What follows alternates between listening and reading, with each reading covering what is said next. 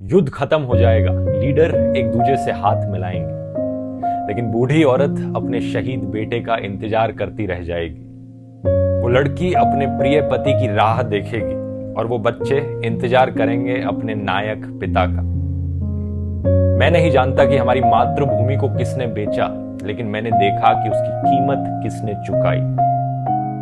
नमस्कार दोस्तों, यूक्रेन पर रशिया के द्वारा छेड़ा गया युद्ध जारी है और महमूद दरवेश की यह कविता सच साबित होती जा रही है। जब आप अपने टीवी स्क्रीन पर न्यूज फ्लैश होते हुए देखेंगे, शायद आपको यह दिखाने की कोशिश करी जाए कि ये नंबर्स कोई टैली काउंट की तरह है, कोई क्रिकेट स्कोर की तरह है कि इतने यूक्रेनियंस मारे गए, इतने रशियंस मारे गए। लेकिन मैं आपको याद दिलाना चाहूंगा यहाँ पर लोगों की असली जिंदगियों का सवाल है। ये लोग जो मारे जा रहे हैं इस युद्ध में, ये आपके और मेरे जैसे लोग हैं, जिनके पेरेंट्स हैं, जिनके बच्चे हैं, जिनकी हॉबीज हैं, जिनके सपने हैं, और अब ये लोग हमेशा के लिए इस दुनिया से चल बसे। मंडे को यूनाइटेड नेशंस के यूक्रेन के एम्बेसडर ने जनरल असेंबली में कुछ टेक्स्ट मैसेजेस पढ़े जो एक रशियन सोल्जर ने लिखे थे अपनी मां को। ये टेक्स्ट मैसेजेस यूक्रेन के सोल्जर ने उसके फोन से लिए थे जब वो रशियन सोल्जर मारा गया था। तो इस रशियन सोल्जर ने अपनी मां को क्या लिखा था, मैं आपको इसकी हिंदी ट्रांसलेशन सुनाता हूँ। मम्मी, मैं यूक्रेन में हूँ, यहाँ पर एक बहुत भारी जंग चलने लग रही है, मुझे बहुत डर लग रहा है। यहाँ पर पूरे के पूरे शहरों पर बम गिराए जा रहे हैं, सिविलियंस को भी टारगेट किया जा रहा है। हमें बताया गया था कि यूक्रेन के लोग हमारा स्वागत करेंगे, लेकिन ये हमारी गाड़ियों के सामने आकर गिर रहे हैं। हमारी गाड़ियों को आगे बढ़ने से रोकने के लिए ये लोग पहियों के नीचे तक आने के लिए तैयार हैं। ये लोग हमें फैसिस्ट बुला रहे हैं। मम्मी, ये बहुत मुश्किल है। और फिर ये सोल्जर इस युद्ध में मारा जाता है। इस युद्ध के बारे में अपडेट्स बताने से पहले ये चीजें बतानी काफी जरूरी है दोस्तों, क्योंकि हमारा मीडिया जो है इस पूरी सिचुएशन को एक एंटरटेनमेंट के तरीके से पेश कर रहा है। टीआरपी की भूख में ये लोग वीडियो गेम्स की फुटेज इस्तेमाल करने लग रहे हैं आपको इसके अपडेट्स देने के लिए। ये न्यूज चैनल वाले आग में घी डालने का काम कर रहे हैं। ये वही लोग हैं जो किसी भी जंग को एक सेलिब्रेशन के तौर पर देखते हैं कि we have won like crazy. इस तरह की इनसेंसिटिविटी काफी देखने को मिलती है। इसलिए मैं चाहता हूं कि आप इस पूरे युद्ध को एक ह्यूमन पर्सपेक्टिव से देखो, इंसानियत के पर्सपेक्टिव से देखो। यहां पर जो लोगों की जानें जा रही हैं, ये जो युद्ध हो रहा है, इसे नॉर्मलाइज मत होने दो अपने दिमाग में। The deadly Russian onslaught in Ukraine appears to be intensifying this Wednesday, targeting the country's largest cities. As Russian commanders intensified their bombardment of Ukrainian urban areas, Russian forces attacked a television tower in Kiev. Satellite images appear to show a 60-kilometer convoy of military vehicles approaching from the north of the city. The Russian Defense Ministry warned residents in Kiev to leave their homes, saying that Russia would also strike sites belonging to Ukraine's security service. इस invasion को शुरू हुए एक हफ्ते से ज्यादा हो चुका है और दिन प्रतिदिन यूक्रेन और ज्यादा एरिया खो रहा है रशियन ऑक्यूपेशन के अंडर। हालांकि ये इन्वेजन उतनी स्पीड से नहीं हुआ जितना रशियंस ने उम्मीद लगाई थी। जो डिफेंस उन्हें यूक्रेनियन की तरफ से देखने को मिल रहा है वो कहीं और ज्यादा है जितना उन्होंने एस्टिमेट तक नहीं किया था। लेकिन फिर भी अगर आप इस नक्शे में देखेंगे, पिछले कुछ दिनों के कंपैरिजन में रशिया ने और ज्यादा एरिया को ऑक्यूपाई कर लिया है यूक्रेन के अंदर आकर। रशिया की डिफेंस मिनिस्ट्री क्लेम करती है कि जो खेरसन का शहर है यूक्रेन के साउथ में, अब वो पूरा रशियन ऑक्यूपेशन के अंडर आ चुका है। यूक्रेन की राजधानी कीव और यूक्रेन की सेकंड लार्जेस्ट सिटी खार्किव, यहां पर दो सबसे इंपॉर्टेंट शहर हैं यूक्रेन के लिए। इन दोनों शहरों को रशियन ऑक्यूपेशन से बचाने के लिए भरपूर कोशिश की जा रही है यूक्रेनियन सोल्जर्स के द्वारा। कीव की नॉर्थ साइड में रशिया ने एक 40 मील लंबी कॉन्वॉय भेजी है, यानी रशिया के मिलिट्री व्हीकल्स जो एक के बाद एक अगर सड़क पर खड़े होंगे तो 40 मील लंबा यहां पर पूरी सड़क को इन्होंने ऑक्यूपाई कर रखा है। दूसरी तरफ खार्किव में रशियन पैराट्रूपर्स ऑलरेडी लैंड करना शुरू कर चुके हैं। यहां पर अगले 24 घंटों में कहा जा रहा है कि एक ऑल आउट वॉर छिड़ेगी। Russian paratroopers have landed in Ukraine's second largest city of Kharkiv, hoping to take the besieged city. But Moscow also has Kiev in its sights, with landmarks attacked and a giant Russian military convoy now less than 30 kilometers from the capital. Indian embassy ने बड़े ही bold letters में ये advisory निकाली है कि जो Indian students Kharkiv के अंदर मौजूद हैं वो इमीडिएटली ये शहर छोड़कर बाहर निकलें, क्योंकि हालत बहुत जल्द खराब होने वाली है। अगर कहीं जाया नहीं जा रहा तो इसके आसपास के जो एरियाज हैं शहर छोड़कर उन्हीं एरियाज में चले जाएं। Under all circumstances they must reach these settlements by 1800 hours. French president Macron ने कहा कि पुतिन कम से कम सिविलियन इंफ्रास्ट्रक्चर और सिविलियंस पर हमला करना बंद करें।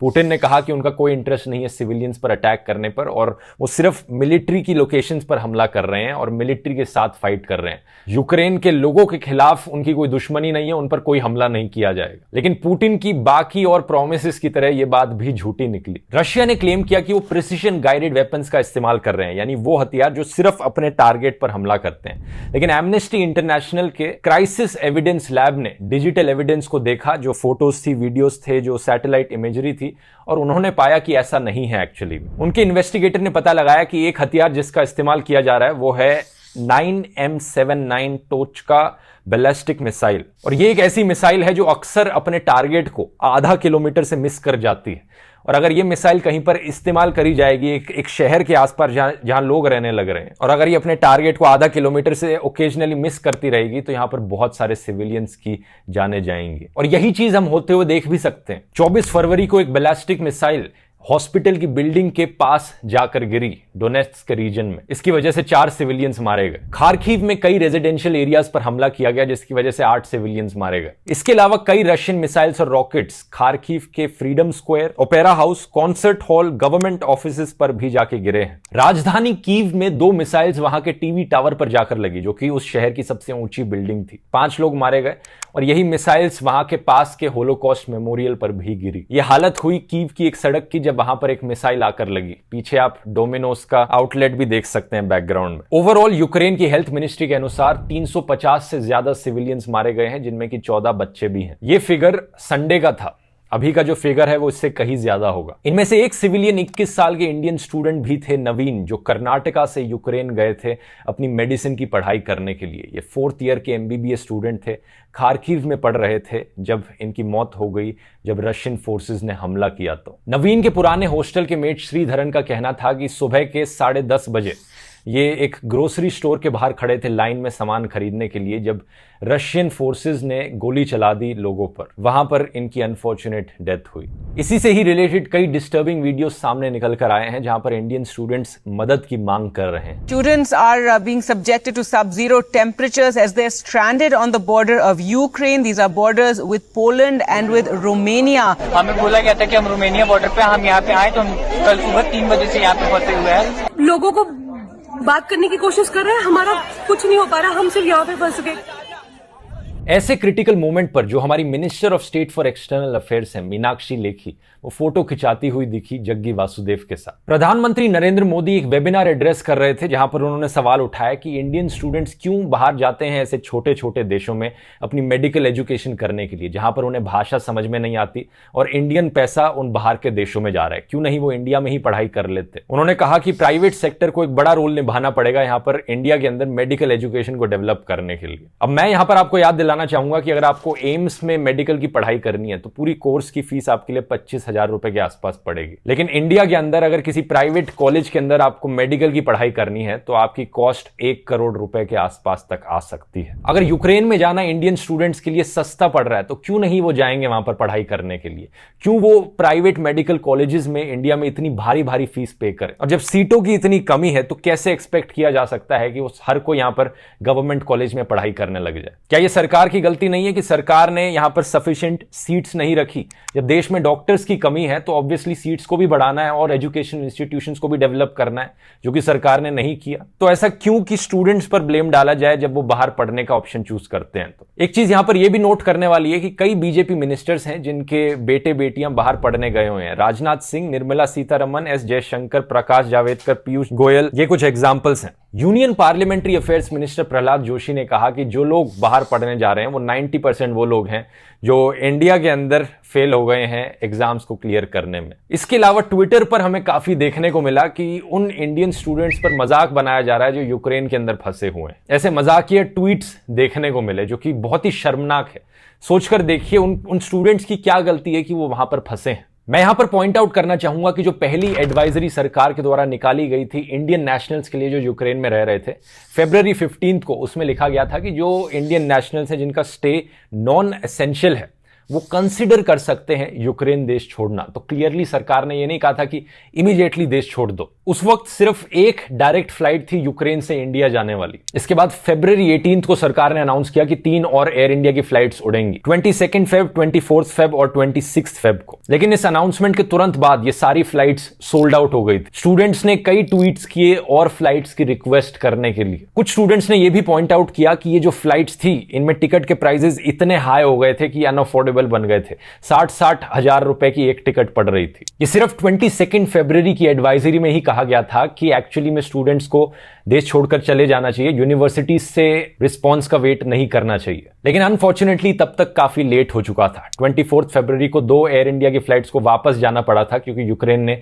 अपनी एयर स्पेस को बंद कर दिया था। वेटरन पॉलिटिशियन यशवंत सिन्हा, जो कि एक्सटर्नल अफेयर्स मिनिस्टर रहे थे वाजपेयी सरकार के अंदर, उन्होंने पॉइंट आउट किया कि कैसे 1,70,000 से ज्यादा इंडियंस को इराक और कुवैत से इवैक्यूएट किया गया था 1990 की गल्फ वॉर के दौरान। अब मैं ये नहीं कह रहा कि यहां पर सरकार की गलती है, ये सिचुएशन काफी अनस्टेबल थी, बड़ी जल्दी बदल रही थी, तो बड़ा मुश्किल था किसी के लिए भी बताना कि कब इवैक्यूएट करना चाहिए, कब नहीं करना चाहिए। वॉर तो एक्चुअली में पुतिन ने डिक्लेयर करी है, ना कि इंडियन सरकार ने, तो इंडियन सरकार पर यहां पर ब्लेम नहीं जाना चाहिए। लेकिन एट द सेम टाइम यहां पर इंडियन स्टूडेंट्स को भी ब्लेम करने की जरूरत नहीं है, इतने इनसेंसिटिव रिमार्क्स देने की जरूरत नहीं है कि उन पर दोष डाला जाए। फोकस यहां पर होना चाहिए उन्हें इवैक्यूएट करने पर बस। थैंकफुली अब इस पॉइंट ऑफ टाइम तक अब इवैक्यूएशन थोड़ी स्पीड से होने लगी है। एयर इंडिया और इंडियन एम्बेसीज अपना काम कर रही हैं, कोशिश कर रही हैं, और इस इवैक्यूएशन ऑपरेशन को नाम दिया गया है ऑपरेशन गंगा। सेंट्रल गवर्नमेंट के अनुसार करीब 30% इंडियंस जो यूक्रेन में रह रहे थे वो ऑलरेडी अब इंडिया वापस आ चुके हैं। बाकी 30% बॉर्डर क्रॉस कर चुके हैं और बचे हुए 40% अभी भी यूक्रेन के अंदर है, जिनकी कुल संख्या 8,000 लोगों के बराबर है। 1 से 3 मार्च के बीच करीब 26 फ्लाइट्स प्लान करी गई हैं इन्हें इंडिया लाने के लिए।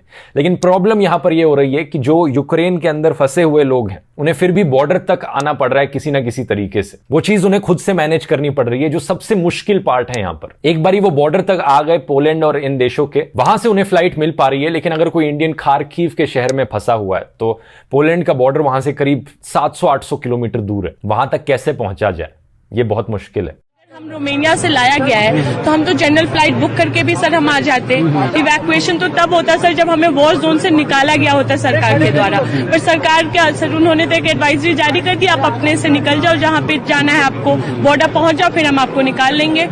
तो सर ये इवैक्यूएशन कैसे हुआ? हम जहाँ से निकले सर हमारी सिटी में कंटिन्यूअस ब्लास्ट हो रहे थे सर, वहाँ पे शेलिंग हो रही थी। मैं बस यही उम्मीद करता हूं कि जो बचे हुए इंडियंस हैं वो सेफली वापस आ जाएं जल्दी से जल्दी। अब अगर हम वापस यूक्रेन की सिचुएशन पर आए तो यूक्रेनियन प्रेसिडेंट ज़ेलेंस्की सबसे आगे खड़े हुए हैं इस जंग में। Ми тут, наші військові тут, громадяни суспільства тут, всі ми тут захищаємо нашу незалежність, нашу державу. І так буде й далі. बीच में यूएसए ने उन्हें ऑफर किया था कि वो उन्हें इवैक्यूएट करके सेफ जगह पर ले जा सकें, लेकिन उन्होंने मना कर दिया। उन्होंने कहा मैं यहीं कीव में रहूंगा, एंड तक इस जंग को फाइट करूंगा अपने देश को बचाने के लिए। कई ऐसे वीडियो सामने आए जहां पर यूक्रेन की आम जनता रशियन मिलिट्री व्हीकल्स के सामने खड़े होकर उन्हें ब्लॉक करने लग रही है, उन्हें अंदर आने से रोक रही है फिजिकली, बिना हथियार लिए। ज़ेलेंस्की ने यूक्रेन की यूरोपियन यूनियन में मेंबरशिप के लिए एक एप्लीकेशन भी फाइल कर दी है। इसमें काफी टाइम लगेगा, लेकिन ये एक सिंबॉलिक मूव बताई जा रही है कि यूक्रेन अब यूरोपियन यूनियन का हिस्सा बनना चाहता है। लेटेस्ट ओपिनियन पोल्स के अकॉर्डिंग करीब 70% यूक्रेनियंस अब यूरोपियन यूनियन और नेटो का हिस्सा बनना चाहते हैं। इंटरेस्टिंग चीज ये है कि 2014 से पहले जब रशिया ने क्रीमिया में इन्वेजन किया था, उससे पहले ये नंबर जो था ये बिल्कुल उल्टा था। सिर्फ 30% लोग ही यूक्रेन में एक्चुअली में नेटो का हिस्सा बनना चाहते थे, यूरोपियन यूनियन का हिस्सा बनना चाहते। जो लोग पुतिन के सपोर्ट में हैं वो आर्ग्यू करते हैं कि पुतिन ने ये किया है क्योंकि नेटो बहुत करीब आ रहा था। पुतिन किसी भी हालत में यूक्रेन को नेटो का पार्ट नहीं बनने देना चाहते। लेकिन अब इस जंग को छेड़ने के बाद और भी ज्यादा लोग अब यूक्रेन में नेटो के सपोर्ट में खड़े हो रहे हैं। अब वो और भी ज्यादा नेटो के पास जाना चाहते हैं। तो अगर पुतिन का यही पर्पस था तो पुतिन इस पर्पस में बिल्कुल फेल हो गए हैं। यूक्रेनियंस रशियंस को भाई की तरह मानते थे पहले, लेकिन अब इस सिचुएशन के बाद यूक्रेनियंस के अंदर काफी नफरत है रशियंस को लेकर, पुतिन को लेकर। कई लोग कहते हैं कि पुतिन यहां पर सिर्फ अपना सोवियत यूनियन वापस चाहता है, अपना अखंड रशिया वापस बनाना चाहता है। तो इसमें गलत ही क्या है? इस चीज की चर्चा एक्चुअली में मैंने दोस्तों अखंड भारत वाले वीडियो में करी थी, अगर आपको याद हो तो। मैंने आपको बताया था कि बेसिकली 2 तरीके हो सकते हैं किसी भी अखंड राष्ट्र को बनाने के। एक हो सकता है कि दूसरे देश पर इन्वेजन कर दो, उसे पूरा कब्जा लो, लेकिन प्रॉब्लम ये हो जाती है कि वहां रहने वाले जो लोग हैं उनके अंदर नफरत होती है आपके देश के लिए। शायद आप जमीन पर कब्जा बनाए रख सकते हो, लेकिन उन लोगों के दिल में आप लोगों के लिए कभी जगह नहीं बनेगी। और ऐसे अखंड रशिया का फायदा ही क्या, जहां पर यूक्रेन अगर उसका हिस्सा हो और यहां रहने वाले सारे यूक्रेनियंस हेट करते हो रशियंस को, रशियन सरकार से इतनी नफरत करते हो क्योंकि उन पर जबरदस्ती बनाई गई है। यहां पर जबरदस्ती करके ऐसी चीजों में सक्सेसफुल होना नेक्स्ट टू इम्पॉसिबल है। जो दूसरा ऑप्शन मैंने आपको बताया था उस वीडियो में, वो था कि पीसफुली बात की जाए दूसरे देशों से और कोलैबोरेट किया जाए, साथ में काम किया जाए, और जब वो लोग अपनी मर्जी से खुश हों आपके साथ आकर एक यूनियन बना ले, जिस तरीके से यूरोपियन यूनियन काम करता है। जर्मनी, फ्रांस, स्पेन, पोर्चुगल, इन देशों ने कभी जबरदस्ती नहीं करी कि ये ईस्टर्न यूरोपियन कंट्रीज आकर हमारा पार्ट बन जाए। उन्हें इन्वेड नहीं किया जाकर कि वो भी अब यूरोपियन यूनियन का हिस्सा बन जाए। जब इन यूरोपियन कंट्रीज ने साथ में एक यूनियन बनाया, ये चीज इतनी सक्सेसफुल हुई, इकोनॉमिक ग्रोथ इतनी ज्यादा देखने को मिली इन देशों में, पीसफुली प्रोग्रेस इतना ज्यादा देखने को मिला कि वो ईस्ट यूरोपियन देश खुद से इस यूरोपियन यूनियन का हिस्सा बनना चाहते थे। और आज के दिन फिर से ये सिचुएशन हो रही है कि अब यूक्रेन जैसा देश भी यूरोपियन यूनियन का अपनी मर्जी से खुद से हिस्सा बनना चाहता है। तो अगर रशिया को सही में इंटरेस्ट था अखंड रशिया बनाने में, तो उसे यह तरीका अपनाना चाहिए था। बैठकर शांति से बातचीत करी जाए, कैसे हम दोनों देशों के बीच में जो मिलन है उसे बढ़ा सकते हैं, एक रशियन यूनियन क्रिएट कर सकते हैं। लेकिन ऐसा पुतिन ने नहीं किया, और इसलिए कहा जाता है कि चाहे अब रशिया फिजिकली इस जंग को जीत भी जाए, रशिया फिर भी इस युद्ध को हारेगा, क्योंकि यूक्रेनियंस के दिल में कभी जगह नहीं बनेगी रशियंस के लिए। वहां मौजूद जमीन चाहे रशिया के कब्जे में हो, लेकिन यूक्रेनियंस के दिल में हमेशा एक रेवोल्यूशन की भावना रहेगी। चीजें कभी भी स्टेबल तरीके से काम नहीं कर पाएंगी अगर वो पूरा यूक्रेन आज के दिन रशिया देश के अंदर आ जाता है तो। इसीलिए दलाई लामा ने फेमसली कहा है, all forms of violence especially war are totally unacceptable as means to settle disputes between and among nations, groups and persons. War यहां पर कभी किसी चीज का आंसर नहीं होती। और जो चीज मैंने आपको वीडियो के शुरू में बताई थी, उससे भी रिलेटेड इनका एक कोट है, war is neither glamorous nor attractive, it is monstrous, it's very nature is one of tragedy and suffering. यहां पर आप दलाई लामा जी से अगर अपनी जिंदगी में इंस्पिरेशन लेना चाहते हैं तो मैं आपको इनकी ये बुक रेकमेंड करूंगा, द बुक ऑफ जॉय। ये कुकू एफएम पर as an audio book available है, एक बढ़िया ऑडियो लर्निंग का प्लेटफॉर्म जहां पर आपको ऐसी ढेर सारी बायोग्राफीज और सेल्फ हेल्प किताबें मिलेंगी सुनने के लिए। इनकी पूरी लाइब्रेरी आप एक्सेस कर सकते हैं सिर्फ 199 रुपीज पर ईयर में, क्योंकि अभी स्पेशल डिस्काउंट चलने लग रहा है। अगर आप कूपन कोड ध्रुव50 इस्तेमाल करेंगे तो आपको 50% ऑफ मिलेगा। 199 रुपीज पूरे साल भर की कॉस्ट है। लिंक इसका नीचे डिस्क्रिप्शन में मिल जाएगा। और जिन बुनियादी विचारधाराओं को मैंने इस वीडियो में आपको समझाया है, उन्हें और डिटेल में समझने के लिए अखंड भारत वाला वीडियो देखना मत भूलना, यहां पर उसका लिंक है। बहुत बहुत धन्यवाद।